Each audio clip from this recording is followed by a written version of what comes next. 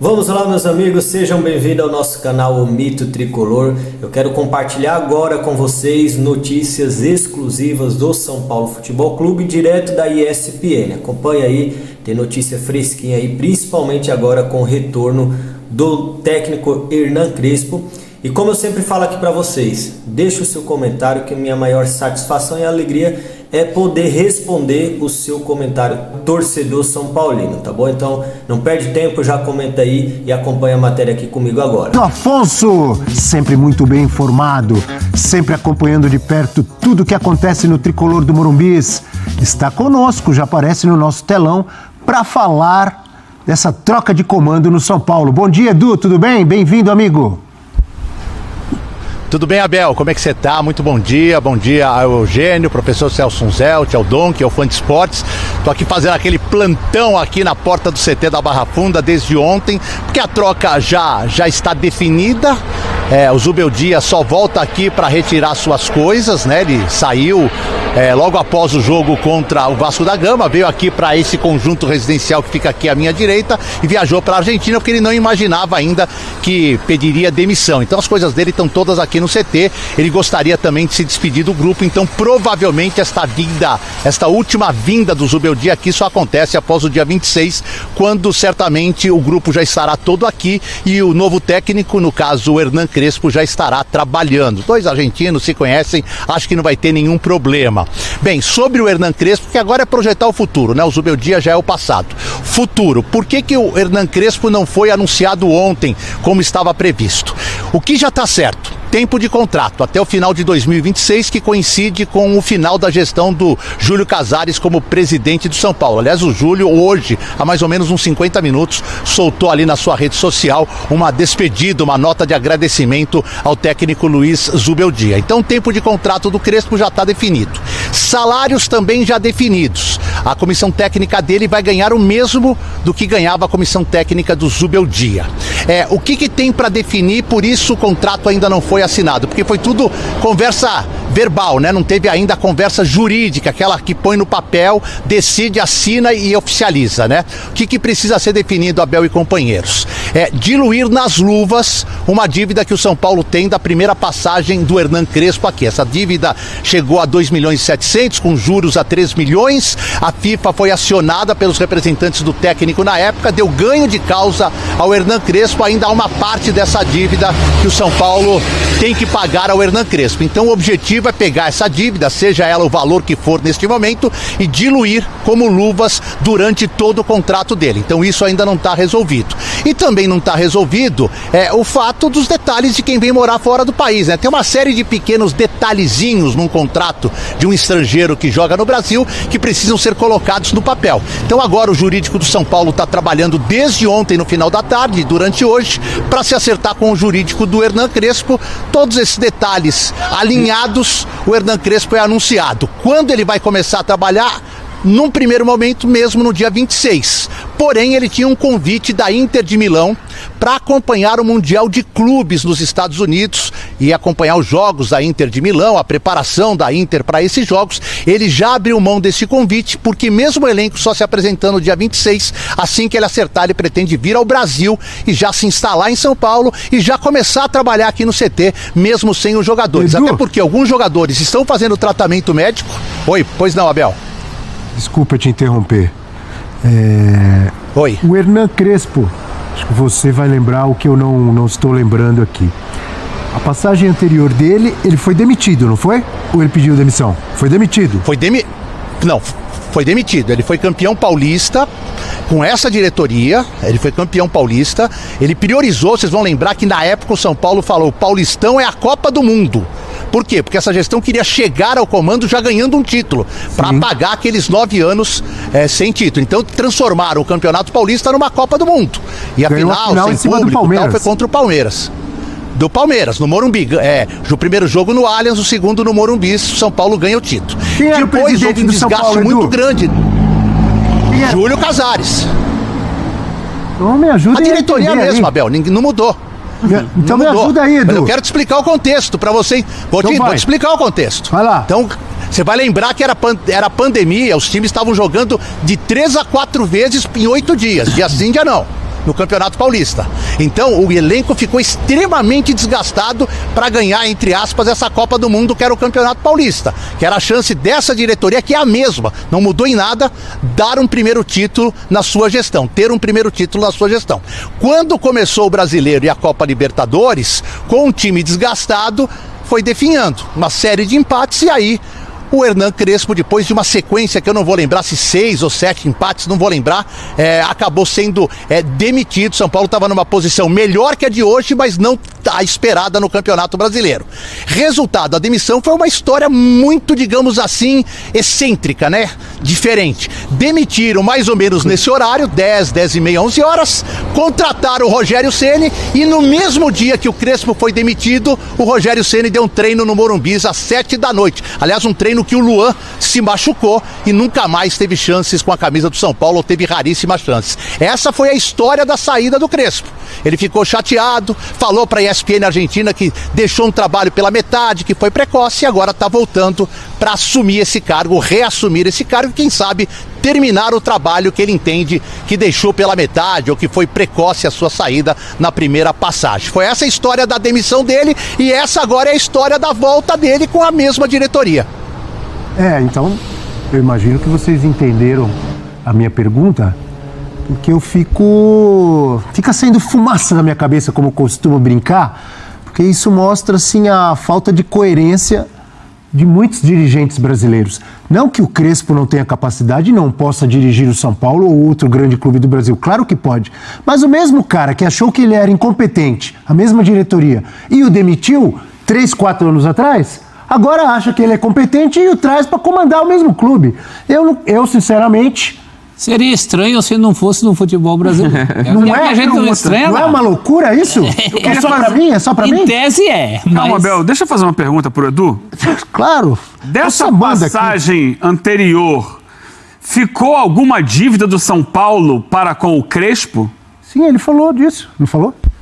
A diluir nas luvas. Ficou a dívida financeira, 2 milhões e 700, os representantes do Crespo foram à FIFA, ganharam isso no final de 2021, começo de 22.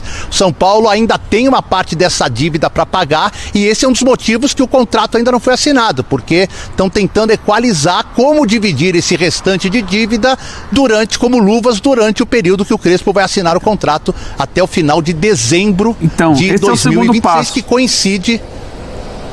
coincide com o final da gestão Casares. Então, essa dívida pode ter sido um dos motivos para trazer o Crespo de volta, equacionar essa dívida também, né?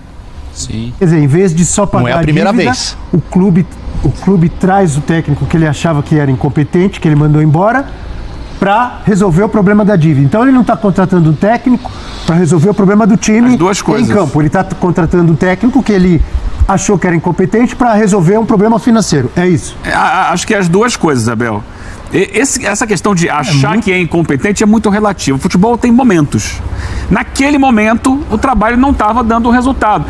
Quando você demite o técnico, e tantos técnicos saem de clubes e depois voltam, não é que o técnico não presta, ele é ruim, não dá jeito e tal. Mas nem sempre com a mesma diretoria. Há uma avaliação de que naquele momento o trabalho não está dando liga, mas que pode dar de novo em algum outro momento. Não é que São Paulo tenha colocado o carimbo assim, o Crespo nunca mais porque não presta. Não, os caras tinham sido campeão no próprio São Paulo. Mas eu acho que essa volta passa muito por equacionar também essa dívida. Eu acho que são muitos argumentos, o Edu até pode falar melhor, mas tem muita coisa a favor, né? Primeiro, é um técnico disponível no mercado. Segundo, é um técnico que se encaixa dentro do quanto o São Paulo quer pagar nesse momento. Terceiro, o mercado não está muito para peixe.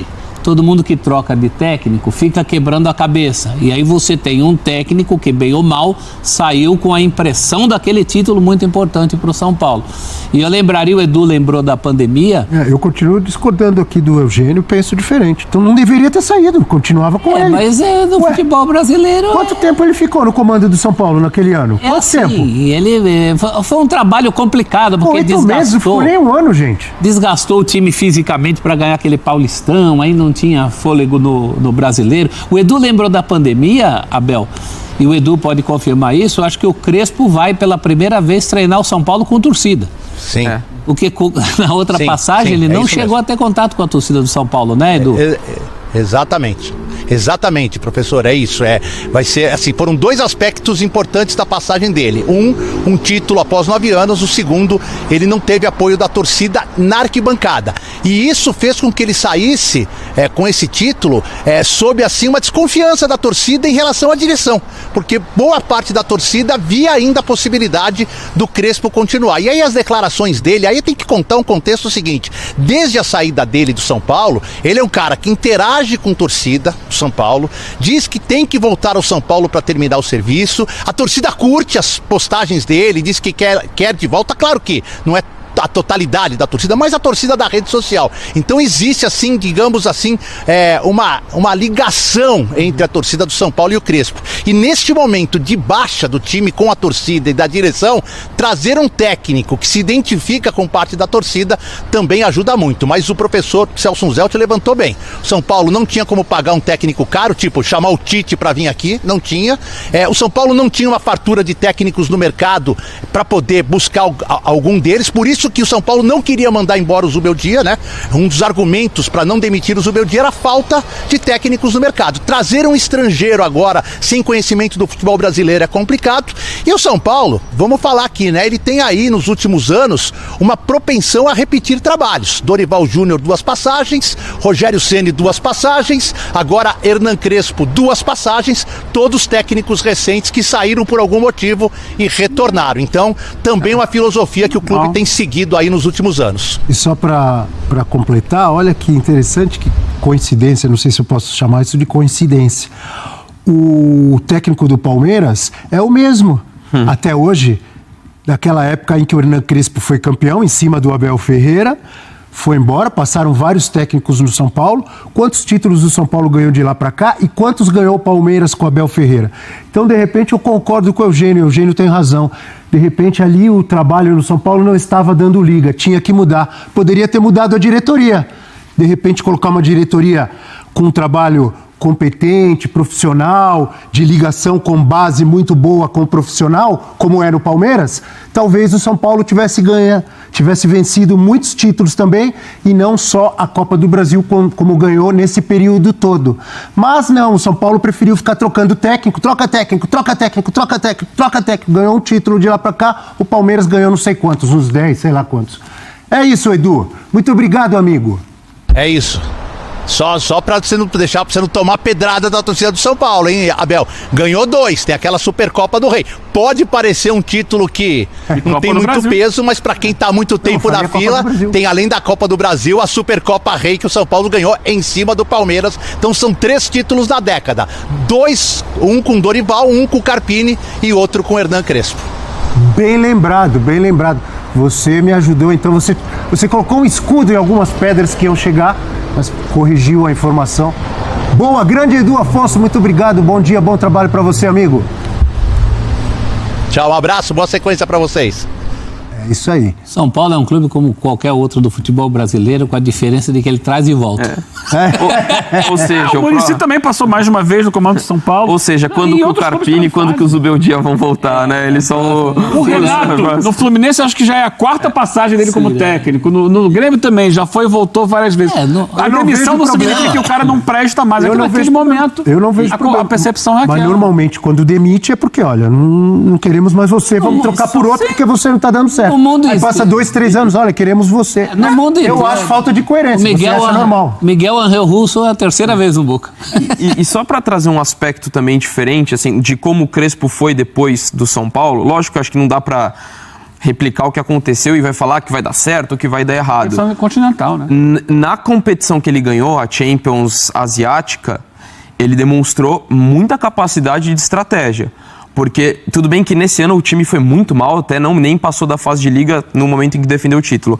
Mas na temporada passada, né, 23-24, ele tirou o Al Nassr do Cristiano Ronaldo, ele tirou o Al Hilal antes de ir para a decisão e ser campeão. E contra o Al Hilal, eu até tive a oportunidade de comentar o jogo, ele foi muito bem. porque ele soube, mesmo com um time muito qualificado tecnicamente, mas que tinha defesa alta do time ali do Jorge Jesus, ele soube explorar muito bem as costas dessa defesa que jogava alto, uma defesa um pouco mais pesada. O Raimi, um marroquino que foi o destaque da competição, assim, explorou muito bem os espaços. Então, assim, foi uma vitória... Botou o time nesse Mundial de Clubes, né? E colocou esse time no Mundial de Clubes. Foi uma vitória de estratégia. Então, ele teve muito... do Al Ain, ganhando do Al Hilal, do Al Nassr, ele teve muito mérito ali no trabalho em que ele conquistou. E aí, acho que, assim, como eu falei, não dá pra replicar, por conta disso, São Paulo vai dar tudo certo. Mas, assim, ele mostrando essa capacidade no mata-mata, como foi, e o São Paulo tem no segundo semestre, lógico, não pode desistir do brasileiro, deixar de lado, porque pode, de repente, até correr um risco que seria absurdo de rebaixamento, não acho que vai ser o cenário.